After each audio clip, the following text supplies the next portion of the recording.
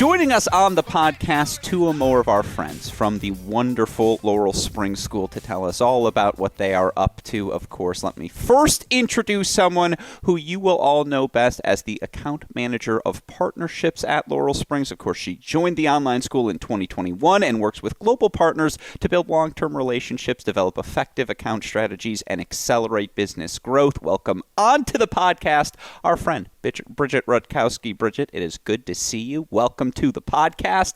How are you doing here today? I'm doing awesome, Alex. Thank you so much for having me. No, I appreciate you joining us. I'm always, dare I say, a little nervous when I hear the term account manager. I'm like, all right, do I have everything in line here today? And so certainly appreciate you taking the time to join us to tell us all about the relationships you have built at Laurel Springs. Of course, also joining you to help share insight into that. Again, our friend from the Laurel Springs School, someone you will know best as a partnerships specialist. Of course, someone who also now has joined the Laurel Springs School for almost 10 years, brings a wealth of experience from his role in school admissions, admissions management, and partnerships. Welcome onto the program, our friend, Jack Dempsey. Jack, I have had the pleasure of chatting with you many times in the past, but podcast debut today, my friend. Welcome. How are you feeling? Feeling good. Excited to be with you. Thank you so much for everything you've done thus far. This partnership with Cracked Rackets has been fantastic in so many ways.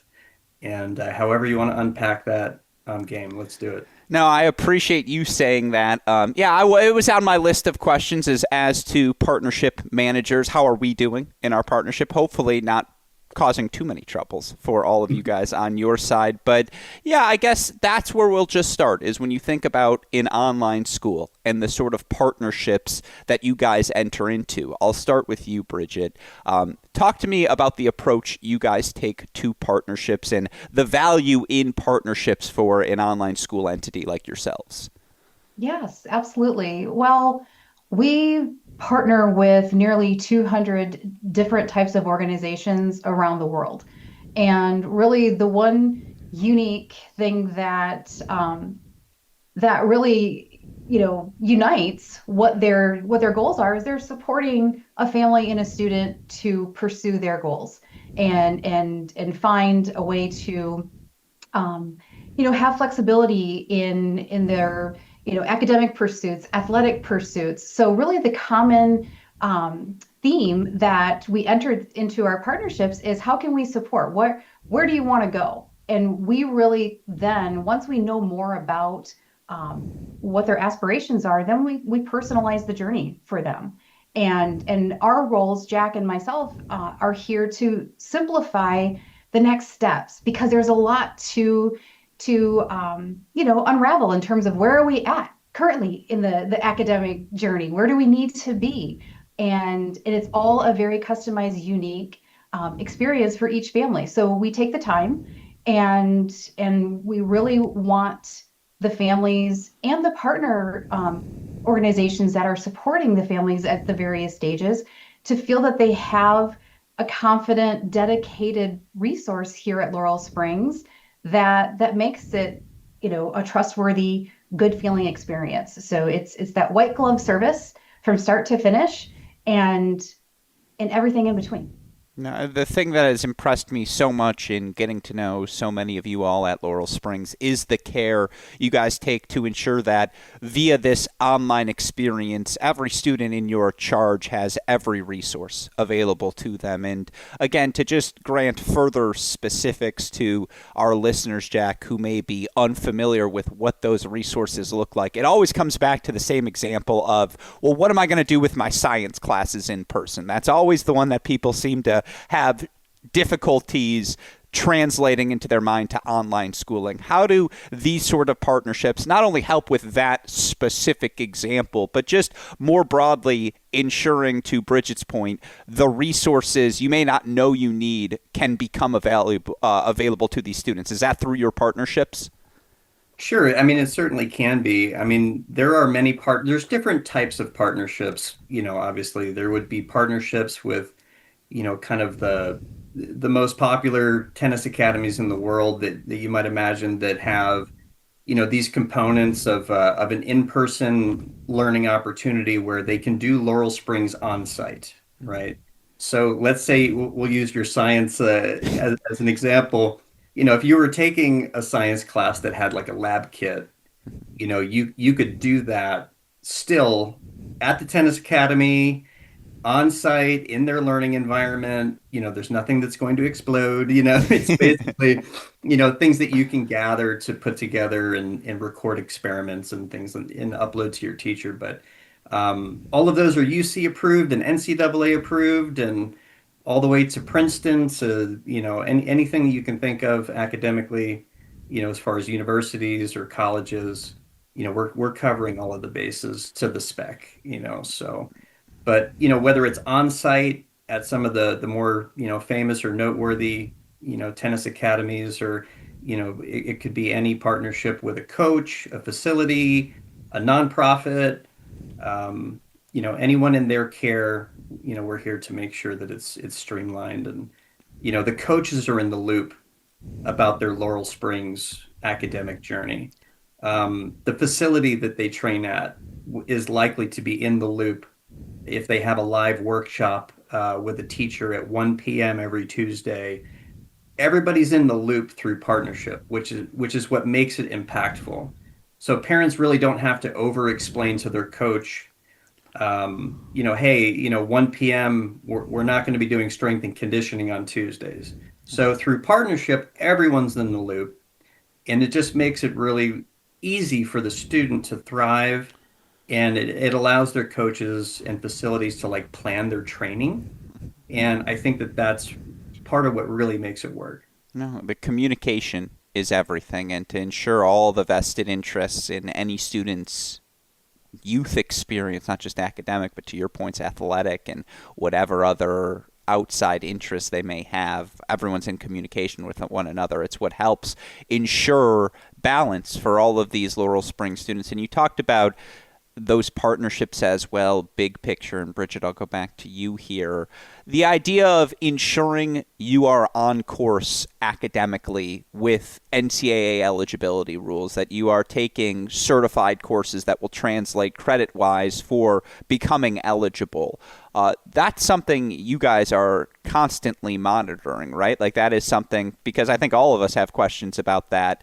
Like that is something you guys ensure, that's part of the Laurel Springs experience, right? Ensuring everyone's on track.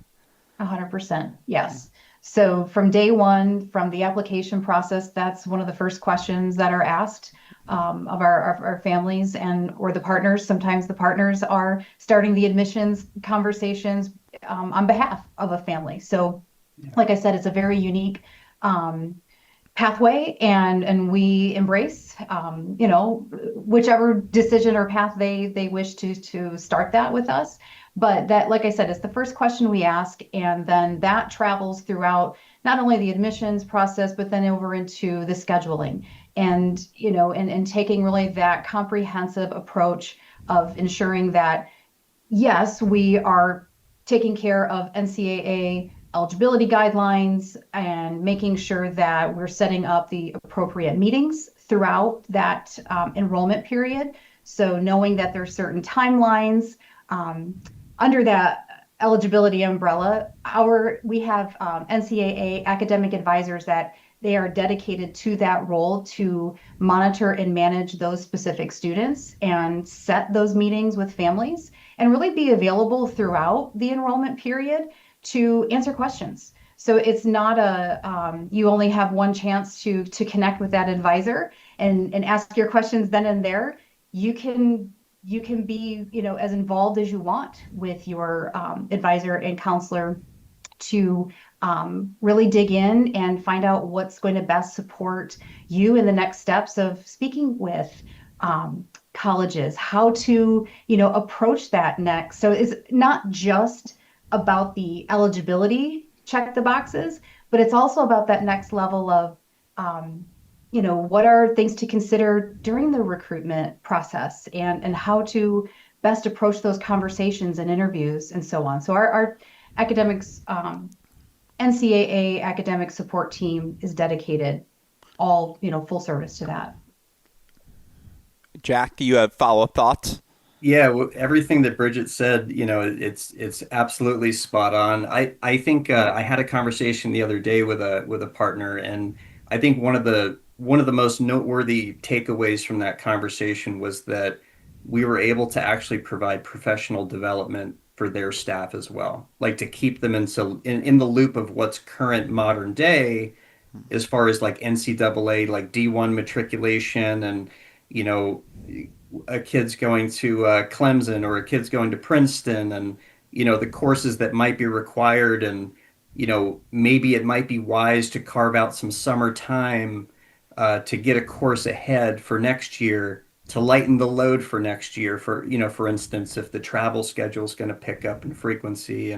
But I think the professional development piece with our partners is huge as well because everyone's in their lane doing their own thing at a major tennis academy or even a smaller tennis academy.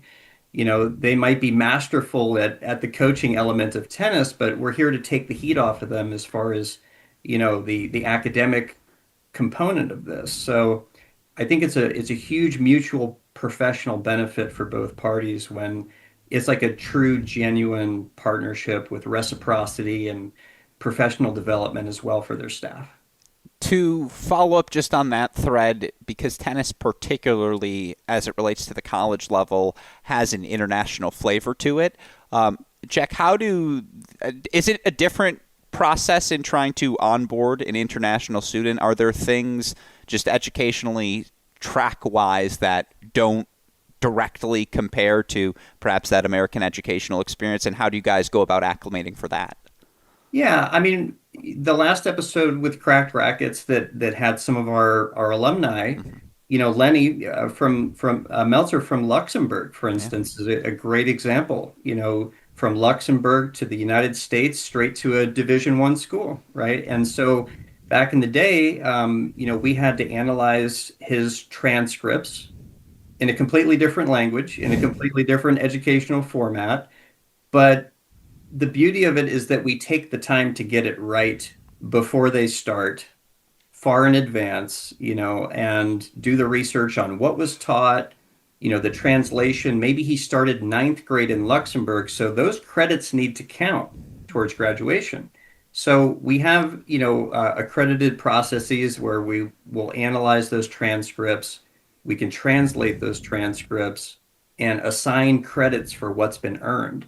And so whether you're coming from, India, maybe you're a golfer or a tennis player in India, maybe Singapore, South Korea, Dubai, I mean, El Salvador, we have partnerships in 80 countries, over 100 countries we have students at Laurel Springs. So part of that process is making sure that they keep what they've already earned and that we're setting up that next math class, for instance, knowing in the prior system where they left off, like through legit research. And sometimes we'll have to do a placement test. I mean, whatever it takes to make sure that we're on the right side of history for that student, we're going to do that like, as flawlessly as possible or as seamlessly as possible. So, Everyone I've spoken to only speaks positively about their Laurel Springs experience. And this is something I've liked to ask every guest we've had because I do think there are so many misconceptions as it relates to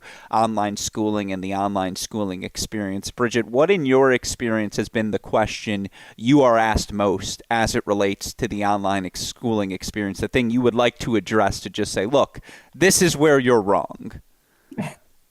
Well, Alex, earlier you mentioned or you brought up the question that families have about resources and how do I do, that science class online that I would normally have a lab in in a traditional in-person school. And, when we step back and really think about like what I like to explain is that think of Laurel Springs as if, we were a traditional in-person school. We have curriculum team. We have a vast staff of education team. We have a head of school. We have counselors. We have all the same departments and staff and faculty that a traditional in-person brick and mortar school has. And in most cases, even beyond those confines of what a traditional school may offer, because we operate online. So there's no sacrifice to the level of support that and resource from a person to person one-on-one engagement because we're on an online in an online space. If anything, the reach is far greater because we aren't confined to one building, um, and we can have these one-on-one intimate connections through Zoom, through phone calls, and still make those connections.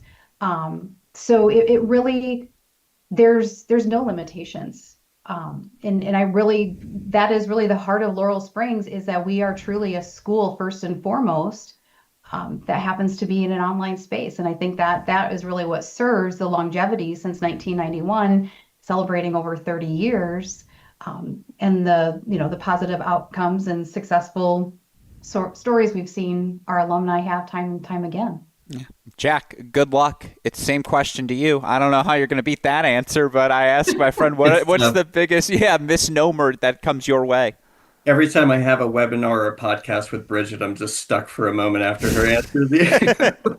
But I'll double down on what she said. And I think one of the biggest misconceptions, and I've been with Laurel Springs for almost coming up on a decade. I've enrolled, prior to partnerships, over 2,500 unique students to Laurel Springs.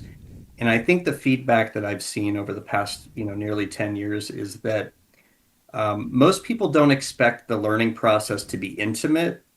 They kind of think, online equals dry or staring at a screen all day, or whatever the case might be. And the feedback from players, families, coaches, everyone along the way, is that, this is a distraction-free environment, and you can be a rock star tennis player, but you might struggle in math. You might struggle in a particular, like, say, world languages don't come easy to everyone. So I think the intimacy of the learning process, and when you can make a firm appointment with your actual teacher and hash out concepts without 20 kids behind you in the classroom.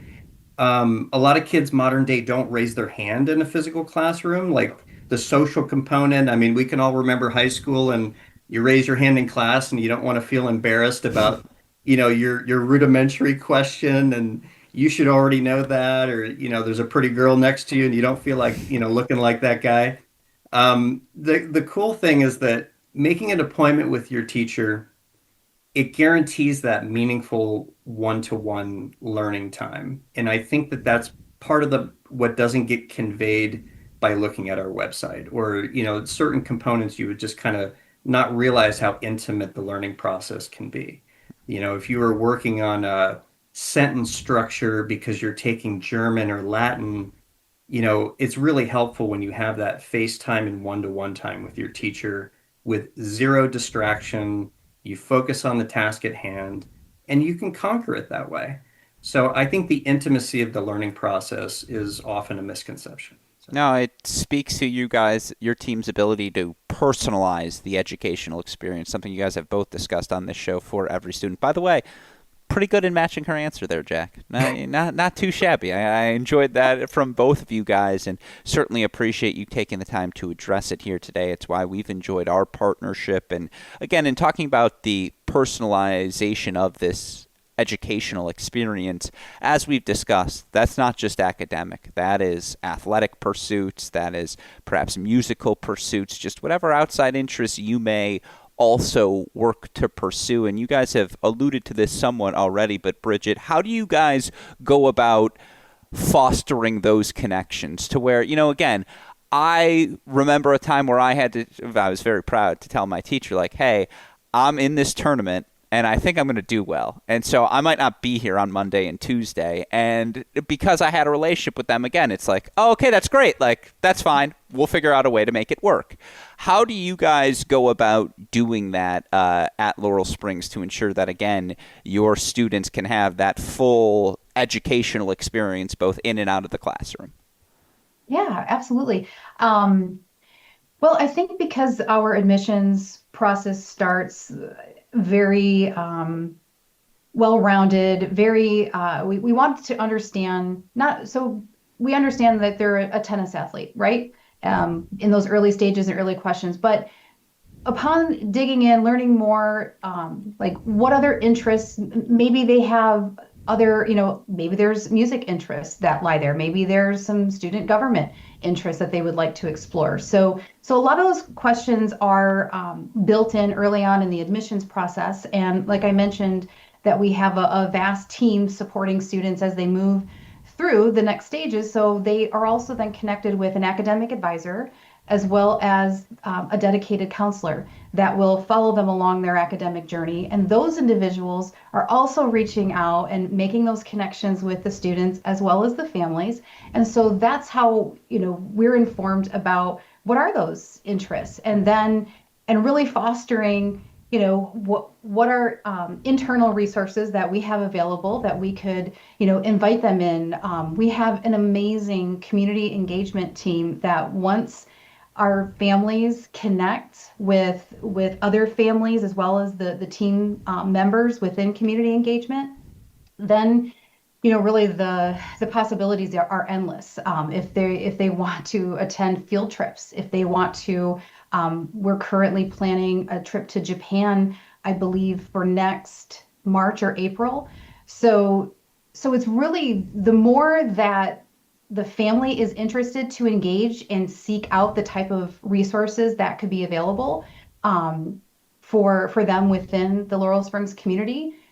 It's just being willing to share and be open, because our team is here and ready to accept and provide insights and guidance as best we can. No, you inspired this question for you, Jack. You talk about some of those things, not just athletic, but a thing like a Model UN, which I know we had in high school, a program like that. Forensics, of course, is a program that is numerous across schools. I even think you mentioned the trip to Japan.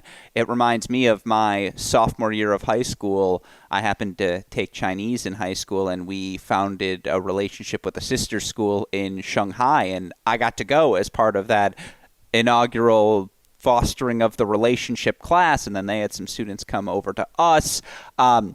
Are opportunities like that, I mean, you both are shaking your head, so I think I know the answer. How do you guys go about providing those sorts of opportunities, Jack? They do exist within the Laurel Springs experience. Oh, absolutely. I can even think of a partnership, most recently created. It's with a nonprofit called Love Serving Autism, right? And so with that, and that's a Rackets inspired, partnership, to serve that community and to students that might have, differentiators in the learning process. But like that's a great example of a partnership.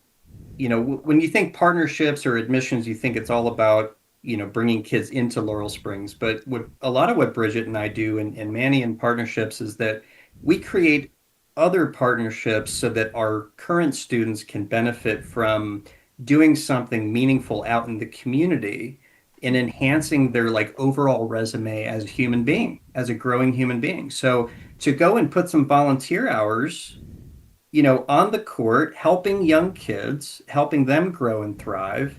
I mean, that's a beautiful partnership. That's how you can best serve the world and get out there and just holistically grow. And, those moments kind of lead a young person or a teen towards maybe a career pathway. If you're not going to be a professional tennis player, well, what are you going to do in college, right? So, a lot of those opportunities that we work to create in partnerships have everything to do with, not math or science or English, but living real life, networking, communicating, working with our alumni to even put them in touch with you, Alex, for instance, right? That's part of being in partnerships. So, we're the source out to the world, and we're the source of all things into the Laurel Springs world. So we're here to partner for field trips, for community service opportunities.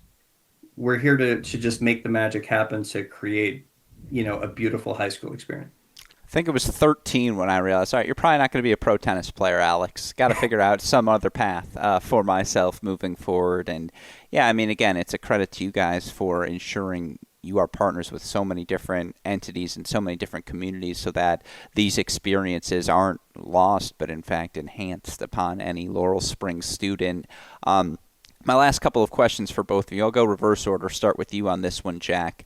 I asked about the misnomers about online schooling, but I'm just curious more broadly, as you've now been a part of the Laurel Springs team for 10 plus years, what is it about what Laurel Springs offered that attracted you to it? What is it about Laurel Springs that has you so invested in this entity and growing it a decade later?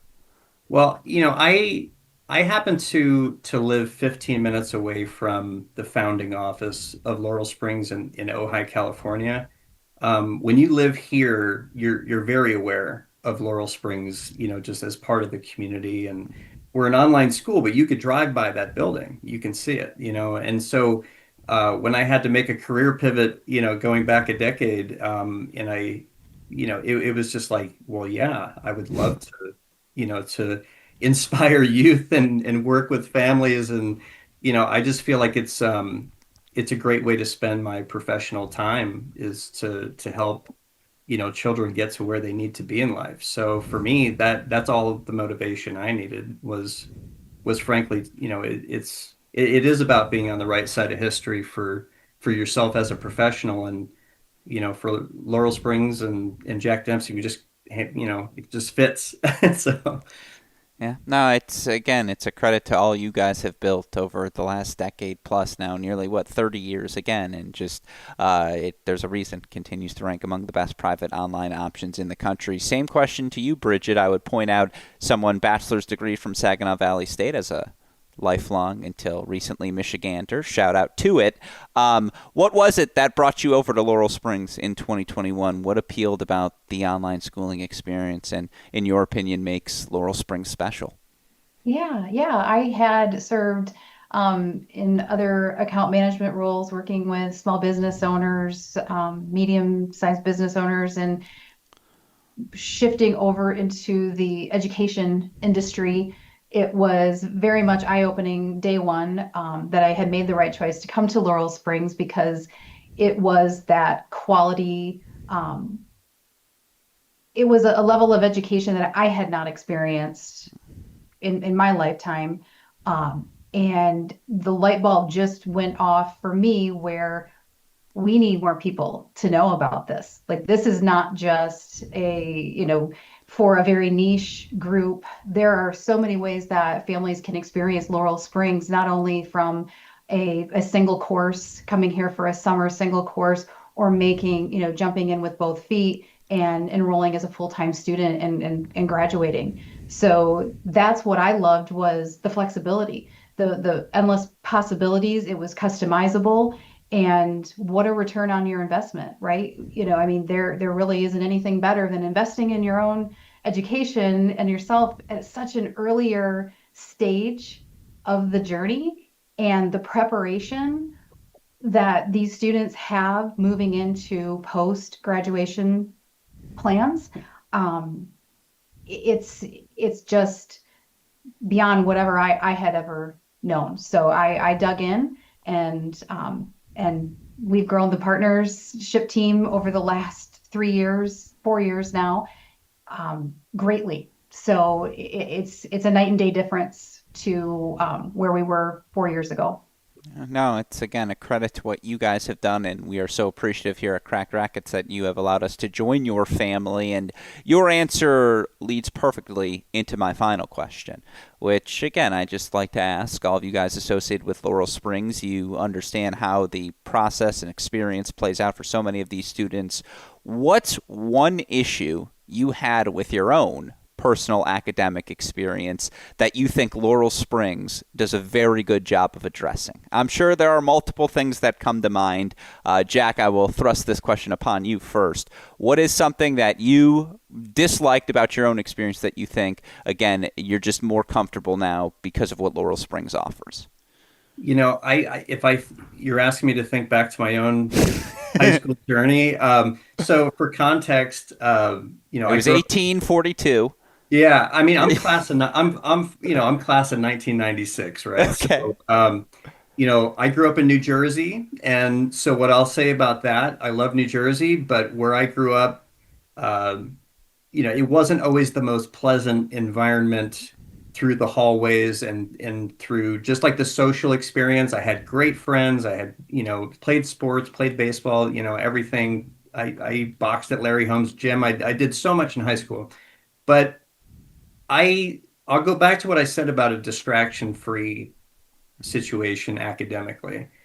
That just wasn't as accessible back then to where, it was almost like I had to beg for personalized attention when I needed help as a kid.